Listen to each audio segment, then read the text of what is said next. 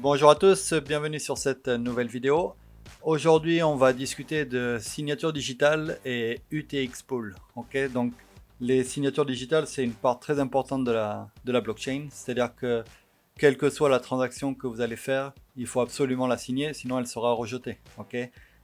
Également, les blocs, ils doivent être signés par la node qui va les miner.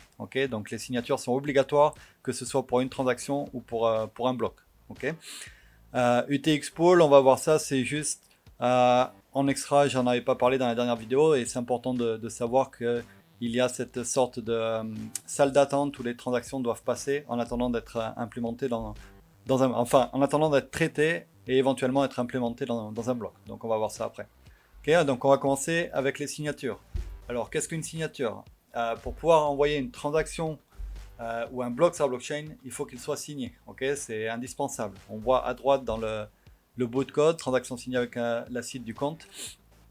On voit que j'utilise ma seed pour signer les données de ce transfert. Donc là, j'ai créé un transfert avec juste deux paramètres, le récipient et le montant.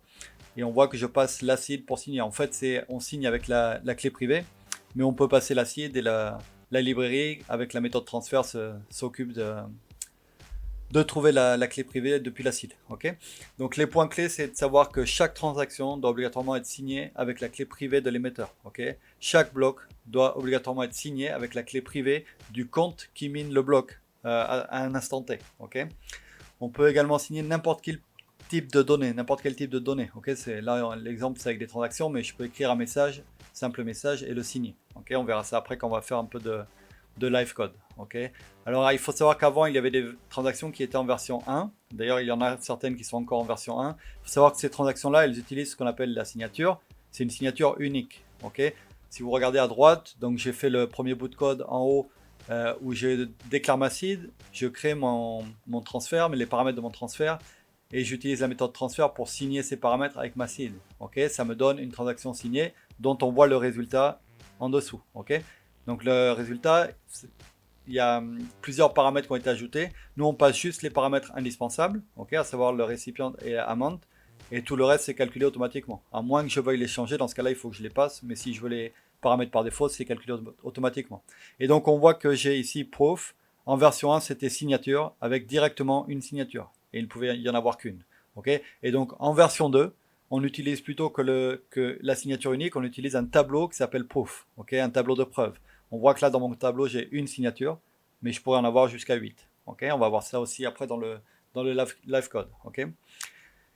Et donc, pour vérifier qu'une signature a bien été, une transaction a bien été signée, ou un bloc a bien été signé avec la bonne clé privée, on utilise la clé publique. En fait, avec les données signées plus la clé publique du compte, on peut savoir si ça a bien été signé avec la bonne clé privée, même sans connaître la clé privée. Ensuite, alors, j'ai fait un petit schéma pour essayer d'expliquer de manière le plus simple possible le processus, que ce soit pour les transactions ou pour les blocs. Donc, on va commencer à gauche avec les transactions.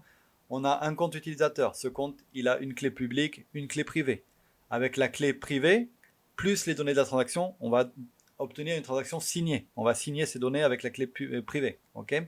Une fois qu'on a cette transaction signée, à ce moment-là, pour l'instant, elle est juste en local, elle n'est pas sur la blockchain. Il faut la broadcaster, c'est-à-dire la propager, l'envoyer sur une node qui va la traiter pour éventuellement l'inclure dans la blockchain. Donc on voit ici, transaction signée, on broadcast, la node qui mine va recevoir cette transaction et elle va vérifier que la transaction est valide. Pour vérifier, c'est simple. On voit ici qu'elle prend la transaction signée plus la clé publique de la personne qui a signé. Et avec la fonction, je vous l'ai marqué en bas ici, SigVerify, elle va vérifier que c'est bien la bonne personne qui a bien signé avec sa clé privée. SigVerify, on passe trois paramètres, c'est-à-dire les données de la transaction signée, la signature elle-même et la clé publique de la personne qui a signé. Si tout est OK, la transaction est inclue dans le bloc qui lui-même sera inclus dans la blockchain. Et donc à droite, on voit le détail pour le bloc. Donc idem, similaire à la transaction, le compte qui va être en train de miner, il a aussi une clé privée et une clé publique. C'est un compte Wave normal. Avec sa clé privée, il va signer les données du bloc. Il y a les données qui regroupent des transactions, la référence au bloc précédent, etc. Vous avez le détail de tout ça dans la vidéo précédente. Et cette action de signer le bloc avec la clé privée va nous donner un bloc signé. idem, ce bloc signé, il faut le propager, le broadcaster, pour l'envoyer à toutes les autres nodes qui vont valider ce bloc. Alors pour valider, elles vont valider la signature avec la même méthode que pour les signatures, c'est-à-dire SIG Verify, mais elles vont aussi valider que ce bloc a bien le droit de miner. Okay, elles vont vérifier quelques autres choses, mais pour le moment, on essaie de simplifier. Okay, et si tout ça est correct, si tout ça est OK, le bloc est inclus dans la blockchain. Donc, on voit le processus à gauche pour les transactions. La node qui emit vérifie la signature, etc. Et en fait, le bloc, c'est un peu le détail de cette dernière étape de gauche. OK, la partie bloc à droite. OK.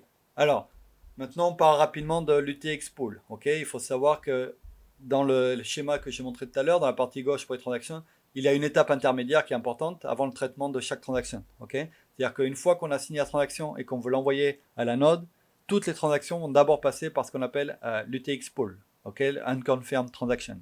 Okay, elles vont passer par on va dire que c'est une salle d'attente, okay, où les transactions attendent d'être traitées. Okay, elles peuvent y rester plus ou moins longtemps, ça dépend de si le réseau est congestionné ou si par exemple une autre transaction a payé plus de fees, ça la fait passer en priorité, etc. Okay, alors, les transactions, elles peuvent y rester plus ou moins longtemps en fonction de ces paramètres.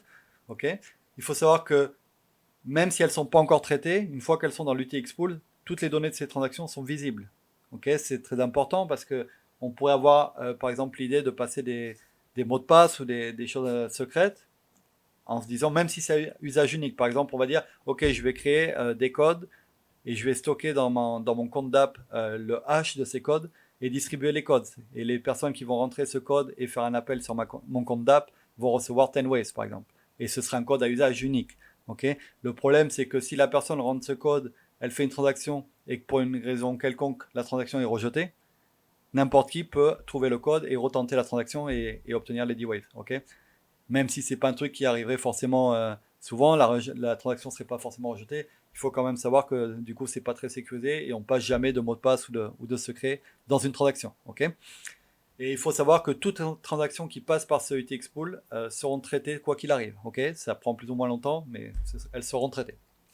Ok, donc maintenant on va passer sur la partie code. On va faire un peu de code rapidement pour montrer en live le principe de signature. Ok. Ok, donc, alors, on va faire d'abord le test avec une transaction de base, une transaction de transfert, ok, et on va la signer, ok, pour voir un peu en live ce dont on a parlé dans la présentation avec les slides, ok. Donc d'abord, je déclare ma seed, ok.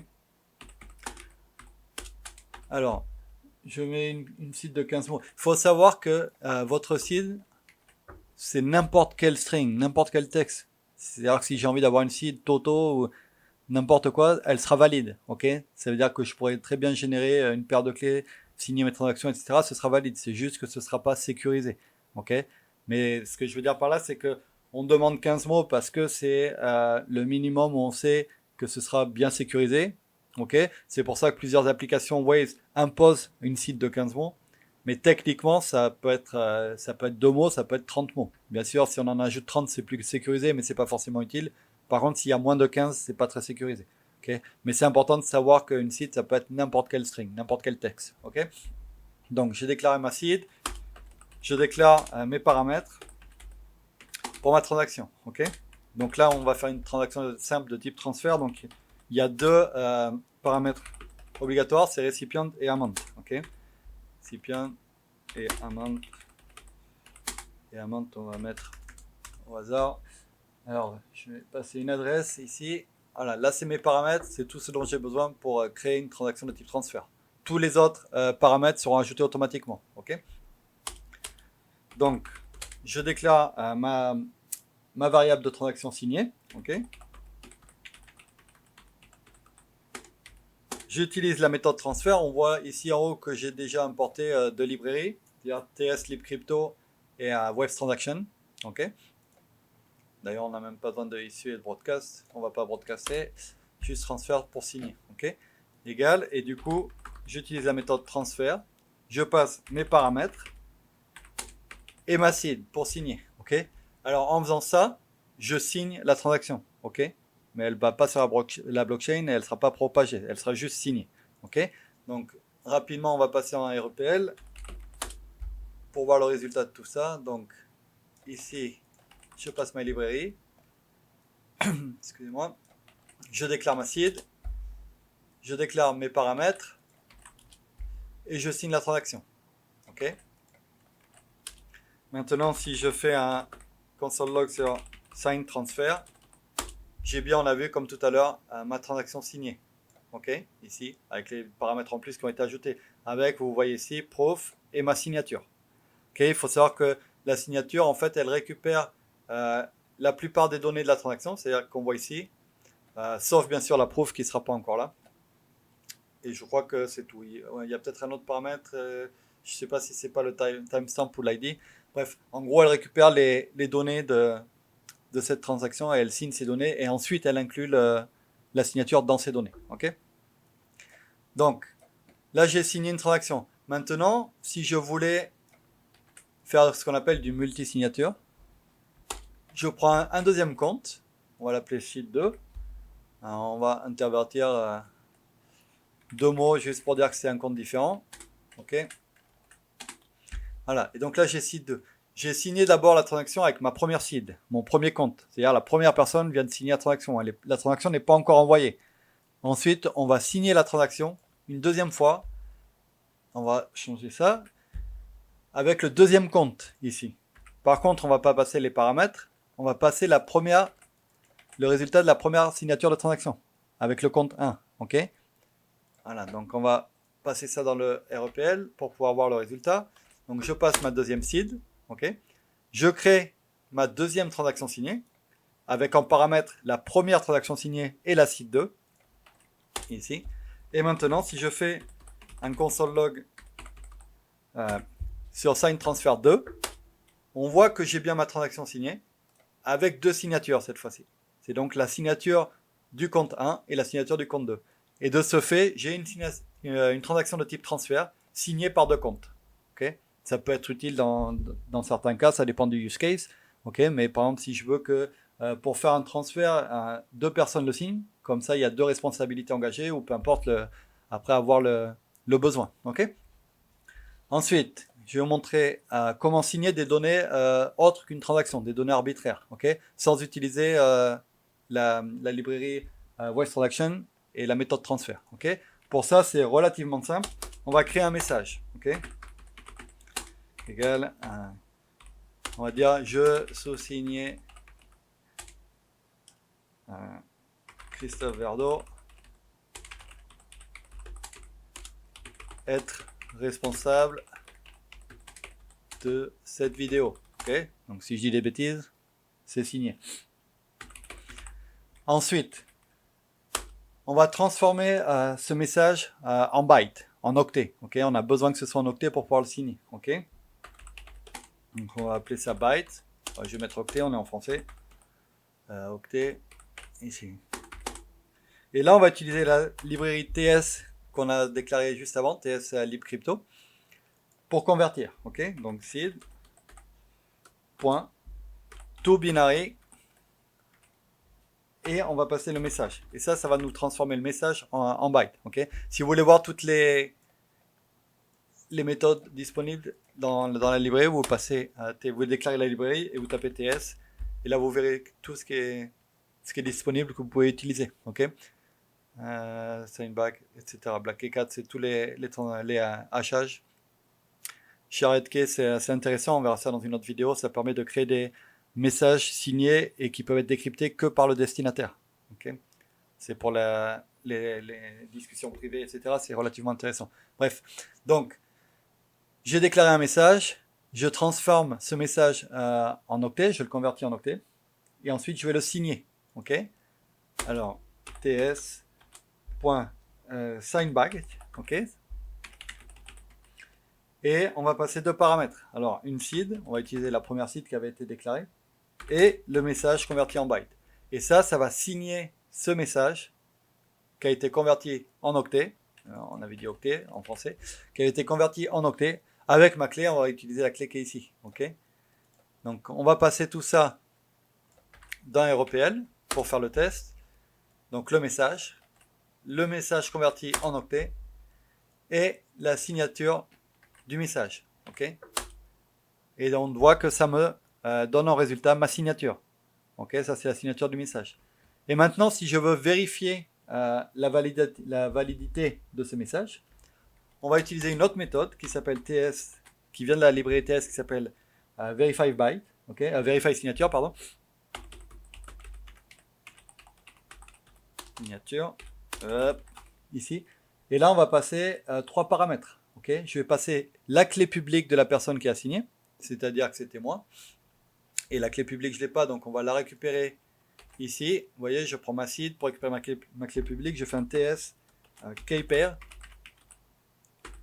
avec la seed en paramètre point public key. Et ça va me donner rien du tout. On va faire ok, public key. Il y avait une erreur dans keypair. Hop. Pareil, ça me donne rien. Donc public key. On va juste passer la seed. Ah mince, la seed, faut la passer. Okay. Donc voilà. Là, j'ai ma clé publique. Okay. Avec ma clé publique, je vais pouvoir vérifier que la personne a bien signé la signature. Okay. Donc ici, on passe d'abord la clé publique. Ici. Ensuite, on va passer le message. Ok. Ah mince. On va passer ici, octet, le message. Et en dernier, on va passer la signature. Ok. Donc on avait la signature, on voit qu'elle est ici. La signature. Hop. Et hop. Ok. Donc en faisant ça, ça me permet de vérifier que le message a bien été signé par la clé privée du compte, okay, du compte qui appartient à la clé publique que je passe ici. Okay, la clé publique est connue de tout le monde.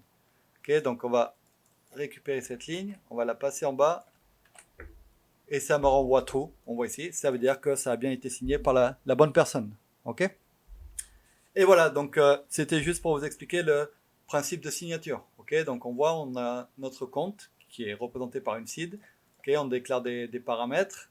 Ici, c'est un message. Okay, on le transforme en octet. On utilise la fonction de signature des octets pour signer le message. Et on peut vérifier que ce message a bien été signé par la bonne personne avec la fonction Verify Signature.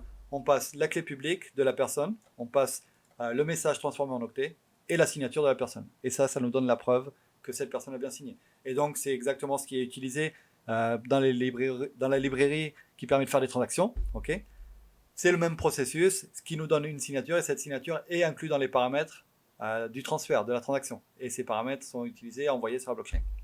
Voilà, j'espère que c'est à peu près clair. Si vous avez des questions, n'hésitez pas. Et je vous dis à bientôt pour la prochaine vidéo. Bye bye.